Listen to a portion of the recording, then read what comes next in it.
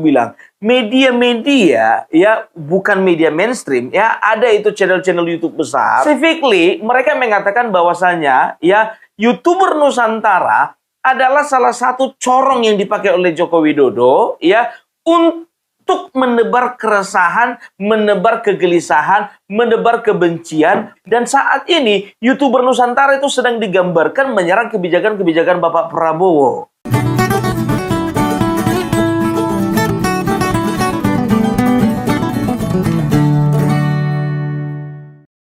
Mantan Presiden Joko Widodo rupanya tak disangka emang punya watak pendendam. Dan sikap itu makin kentara dengan adanya rencana perjalanan dirinya ke IKN di sekitar atau tepatnya saat HUT RI. Sedangkan pemerintah sudah memutuskan buat mengadakan upacara 17-an itu di Istana Negara Jakarta. Bukankah selama ini sebagai inisiator IKN sama sekali sudah hampir tak pernah nyenggol lagi tentang ibu kota Nusantara? Ada yang tahu?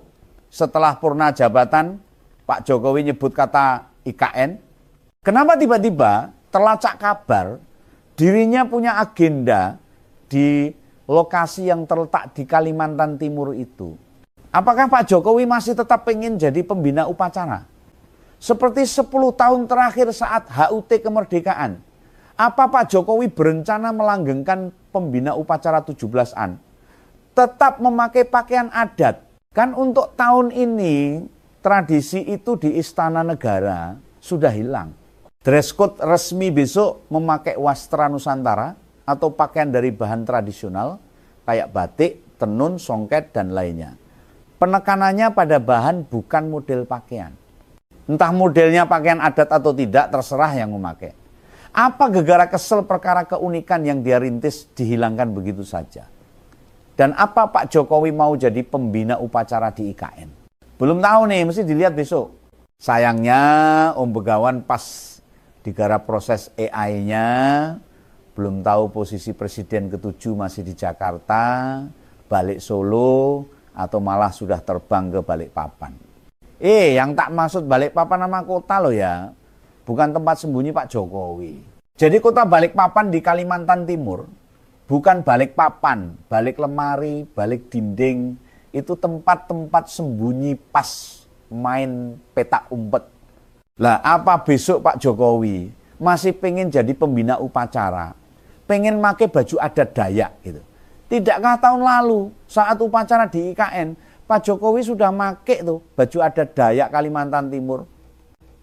Gak mungkin dong, besok dia pakai pakaian adat Koteka yang dari Papua. Kasihan Pak Wapres sama Ketua Umum PSI, Pak. Secara tak sengaja, dilalah kok Om Begawan dapat kabar bila mantan presiden akan beraktivitas di IKN. Tentang tanggal pastinya, nggak ada sih. Para YouTuber yang diajak ke sana, ya belum kasih update terbaru, apa Pak Jokowi upacara di IKN, atau mereka bakal bertemu selain dari tanggal 17. Hitungannya, ini rencana yang lumayan mengejutkan. Bahkan dalam perspektif ngompol, ada motif yang sedang dibangun, digerakkan lagi sama Pak Jokowi. Kita pun ngerti, IKN di pemerintahan Pak Prabowo jelas nggak jadi prioritas. Secara nyata, Pak Prabowo menyebut IKN adalah ibu kota politik. Makanya itu sinyal bila di pemerintahan sekarang, IKN bukan prioritas. Orang asli Solo itu dikenal sebagai pribadi yang bila punya keinginan harus bisa tercapai. Dulu dia dijuluki Kopik, si keras kepala. Namun pemaknaan Kopik sendiri dalam konteks positif bukan negatif. Yang jelas, berdasar pelacakan yang tak lakukan, ada aktivitas di IKN sejak kemarin sampai tanggal 20 dari para influencernya Pak Jokowi. Apa agenda di sana bisa dimaknai jadi motif politik. Bisa iya, bisa tidak. Tergantung apa yang bakal terjadi hingga tanggal 20 besok. Sampai detik ini, Om Begawan sih menilai IKN itu rencana yang harusnya tetap direalisasikan. Soalnya, kalau dihitung-hitung, sudah hampir sampai 90 triliun. Dan begitu tidak diperhatikan, kerugiannya akan tambah besar lagi. Janganlah model balas dendam pembiaran Wisma Atlet Hambalang terulang. Jika caranya begini kan, yang rugi akhirnya rakyat. Pemerintah sama pemenang tender enak tinggal ngerjain. Lah rakyat melongo saja ngelihat proyek berhenti. Belum lagi IKN sempat dipasarkan keluar, ditawarkan, malah sudah ada UU IKN sebagai ibu kota negara. Meski berharap IKN diselesaikan, bukan berarti Om Begawan ngebela Pak Jokowi loh. Ini konteksnya emang beneran murni, supaya duit APBN sama investor gak terbuang percuma. Soalnya kalau kita mau sedikit teliti, kawasan itu tetap diperhatikan loh. Bahkan ada kabar, glamping tempat Pak Jokowi sempat bermalam, dikabarkan tidak terawat dengan baik. Mau bagaimanapun, bila anggarannya nggak optimal, ya bakal terbuang sia-sia. Pak Basuki yang jadi kepala otorita IKN saja, jarang banget dipanggil ke istana. Atau rapat di Kementerian PUPR. Sehingga adanya niat Pak Jokowi beraktivitas di IKN, beneran sesuatu yang bikin kita mikir. Apa niatan ke IKN jadi semacam tryout, latihan jadi oposan pemerintah. Sementara yang diminta buat mengkritik Pak Prabowo, para YouTubernya ya. Lah baru di momentum 17-an ini Pak Jokowi ikut terlibat. Nanti kalau makin ahli, giliran PSI diajak oposisi begitu. Kalau dilihat rekam jejak dia, sejatinya kan nggak pernah berada di luar pemerintah. Dalam 19 tahun berpolitik, yang dia pelajari dan jalani itu hanya pemegang kekuasaan. Jadi bila mengubah diri sebagai lawan kekuasaan, apa ya paham? Terus tuh anak-anaknya Pak Jokowi yang sulung jadi wakil presiden, menantunya jadi gubernur, si bungsu partainya bagian dari pemerintah. Gimana mempersepsikan diri sebagai kubu yang berseberangan dengan pemerintah? Selain perkara IKN yang mendorong diri Pak Jokowi agak menjauh dari Presiden Prabowo, anaknya yang menjabat wakil presiden seolah tidak banyak diberi tugas. Sebagai bapak pasti ada perasaan mogol, nggak terima, keberatan sama perlakuan kepala negara. Mau protes langsung, ya jarang diajak ketemuan. Pak Jokowi mestinya juga introspeksi. Cara atau sikap Pak Gibran ya tidak menempatkan diri sebagai wakil presiden yang kapabel. Sebagai wapres, harusnya punya inisiatif pekerjaan yang bisa meringankan kepala negara. Nyatanya tidak sama sekali. Terkait aktivitas di IKN yang diajak sama Pak Jokowi itu para influencer yang punya channel YouTube atau sering kita kenal dengan YouTuber. Nggak tahu ada berapa YouTuber yang akan ikut. Pasti saat di pasar Kalimantan Timur yang ikut pertemuan ditambah orang-orang lokal sehingga kesannya banyak yang hadir. Apa yang bisa kita petik dari rencana ini? Sepertinya mantan presiden kita ini melakukan langkah-langkah yang mulai meminta perhatian. Perhatian siapa?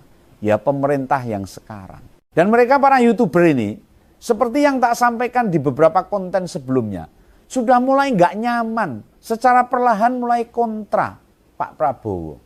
Kekecewaan mereka dipicu oleh kebijakan Presiden Prabowo saat ngasih abolisi dan amnesti.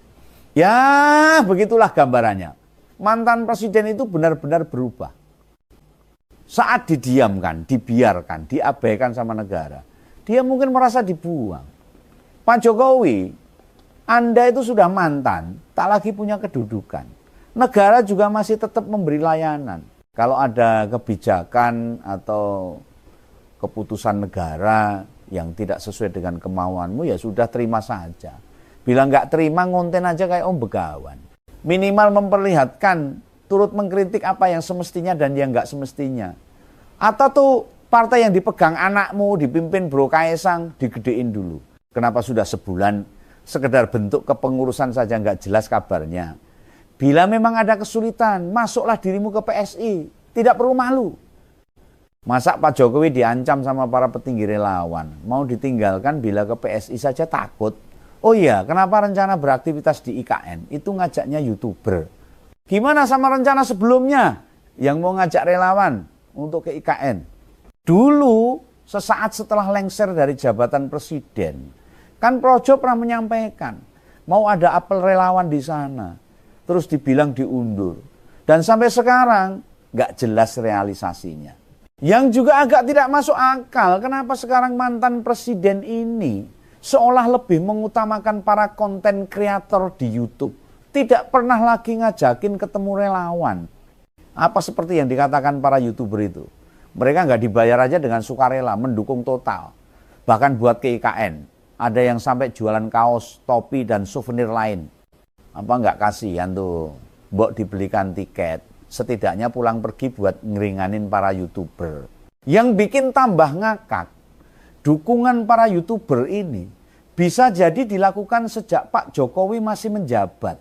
Tapi jaringan mereka yang dinamai YouTuber Nusantara itu baru benar-benar diperhatikan setelah Pak Jokowi tidak menjabat. Ya nggak ada yang bisa difasilitasi dong, nggak bisa disupport. Entah dalam berbagai wujud, misalnya dukungan langganan internet, ya syukur bila ada bantuan bansos. Ingat loh, mereka ngonten itu rajin, malah durasinya bisa panjang-panjang. Banyak dari mereka kemudian hidup dari uang YouTube ini. Padahal setahu Om Begawan, para influencer sebelumnya, beberapa kali diundang ke istana, dijamu, dikasih pernik Pilpres 2019. Yaitu resiko mendukung orang yang sudah tidak berkuasa lagi.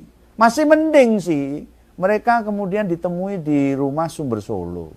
Lalu ditemui di tempat menginap sambil sebelum pulang dijamu makan siang Pak Jokowi. Mungkin sekitar 12 atau berapa belas YouTuber diizinkan ngonten sewaktu ngobrol sama Pak Jokowi di ruang tamu rumahnya. Di sisi lain, mereka juga dapat undangan ke istana juga, tetapi istana wakil presiden. Ya, barangkali buat Tombo Gelo pengganti rasa kecewa. Gak bisa diterima di istana kepresidenan, ya diganti sama istana ke wakil presiden, lumayan banget kan. Kebanggaan lah. Kita belum tahu nih, mereka pada diboyong ke IKN, apakah bakal dibekali pengetahuan tentang IKN, atau hanya sekedar menemani Pak Jokowi, merealisasikan janji dia sama Pak Basuki. Dulu sebelum lengser kan pernah bilang, akan sering bolak-balik ke sana. Nyatanya butuh 10 bulan buat memenuhi janjinya itu. Apa sebelumnya nggak ada duit ya? Atau nunggu ada sponsor buat kunjungan ke sana? Ya, biaya sponsor itu tidak dipakai sama Pak Jokowi dengan pas pampres, tetapi diperuntukkan para YouTuber yang tadi tak sampaikan. Andai ke sana sendirian, kemunculan di media, paling sebentar lalu tenggelam. Beda ketika Pak Jokowi kemudian ngajak para YouTuber ini. Setidaknya akan ada banyak konten yang bakal tersebar.